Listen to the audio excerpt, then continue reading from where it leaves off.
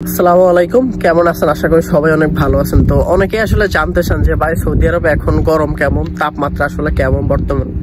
তো আজকে আমি আপনাদের আসলে জানানোর চেষ্টা করব যে সৌদি আরব বর্তমান আসলে গরম কেমন। যেহেতু আমি সৌদি আরব মরুভূমিতে কাজ করি, অবশ্যই গরমটা অনুভব করতে পারে যে সৌদি আরব আসলে কতটা গরম পড়ে বা কাজ করতে কতটা কষ্ট হয়।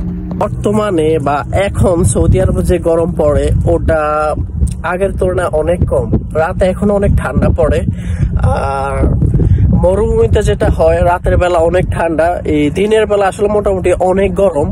কিন্তু এটাকে আমরা নর্মাল বলি, তারপরে বাংলাদেশের যে হাইস্ট গরম পড়ে ওর থেকেও বেশি। কারণ এখানে যদি বেশি অতিরিক্ত তাপমাত্রা গরম পড়ে থাকা আসলে অনেক অসম্ভব হয়ে পড়ে। যখন অতিরিক্ত গরম পড়ে তখন আমরা এই বাইরে দাঁড়িয়ে থাকা আসলে সম্ভব হয় না। এই নাক ফাইটা নাক দিয়ে আসলে রক্ত বাইরে হয়, তখন আর বাইরে আসলে দাঁড়ায় থাকতে খুবই কষ্টকর। দাঁড়ায় থাকি না, কারণ ওই সময় বাইরে থাকলে আপনার পুরো চামড়া আসলে পুড়ে যাওয়ার মতো অবস্থা হবে।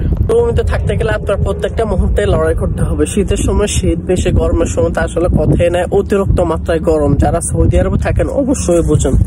আমি আপনারা একটা জিনিস দেখাবো, এই যে দেখছেন পানিটা ডালছি, নগদে আসলে শুকাই গেছে, একটুও টাইম লাগে না, মানে একটুও টাইম লাগে না এখানে শুকাইতে।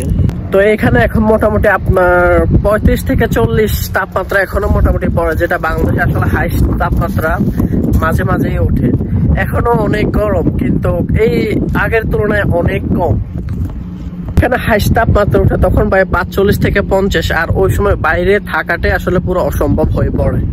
তো সৌদি আরবে আসলে এখন এই অবস্থা, গরম মোটামুটি আছে কিন্তু আগের তুলনায় অনেক কম, কারণ গরম পুরোপুরি এখনো পড়ে নাই।